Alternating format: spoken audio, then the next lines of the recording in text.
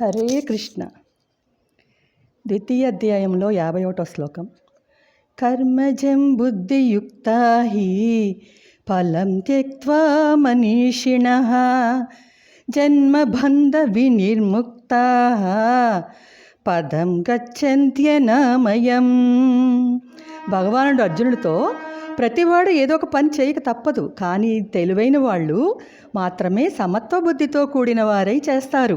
దాన్ని మనకి పిల్లలకు అన్వయించుకుంటే, మీరు ఏదో ఒక పని ఎప్పుడూ ప్రొద్దుటి నుంచి సాయంత్రం రాత్రి పడుకోబోయే వరకు చేస్తూనే ఉంటారు. కానీ ఆ చేసే పని చదువు రీత్యా అయితే ఎక్కువగా మ్యాథ్స్ మీకు చాలా డిఫికల్ట్గా ఉంటుంది. ఆ మ్యాథ్స్ చేసేటప్పుడు ఎలా చూడాలి ఆ పనిని? చాలా సమత్వ బుద్ధితో. అంటే స్కూల్లో టీచర్ గారు చెప్పినప్పుడు, అలాగే ఇంటి దగ్గర హోంవర్క్ చేసినప్పుడు, లేదా ట్యూషన్లో కానీ, ఇంటి దగ్గర అమ్మా నాన్న దగ్గర కానీ, పెద్దవాళ్ళ దగ్గర కానీ, ట్యూషన్లో కానీ క్లియర్గా 100% వచ్చేటట్టుగా ఫార్ములాస్తో సహా నేర్చుకుని ప్రాక్టీస్ చేస్తే సమత్వ బుద్ధితో కూడిన వారైన పరమాత్మ జ్ఞానసిద్ధి లభిస్తుంది అన్నారు. పరమాత్మ జ్ఞానసిద్ధి అంటే ఆ మెమరీని ఇంకా ఎప్పుడు కూడా చెరిగిపోదు. ఇంకా సమ్ము మీరు మీ ఫ్రెండ్స్కి చెప్పొచ్చు, మర్చిపోకుండా ఉంటారు ప్రాక్టీస్ చేస్తే. ఆ ఫార్ములా గుర్తుంటే రేపు మీరు పెద్దవాళ్ళు అయ్యాక మీ పిల్లలకి చెప్పొచ్చు.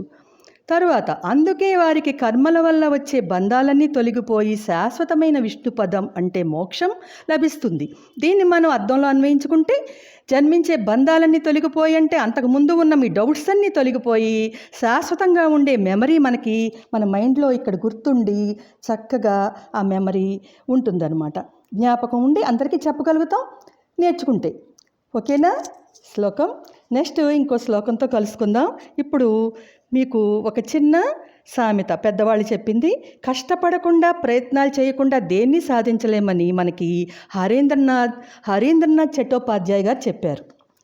తర్వాత మీకు చిన్న రీడిల్ ఇస్తాను. ఏంటంటే, అడిగేవారు ఇచ్చేవారు చాలామంది, అడుగుతారు ఇచ్చేవారు కూడా చాలామంది, కానీ దాన్ని మనం ఉపయోగించేవాళ్ళు చాలా తక్కువగా కనిపిస్తారు. అది ఏంటి అనేది ఆలోచిస్తారా?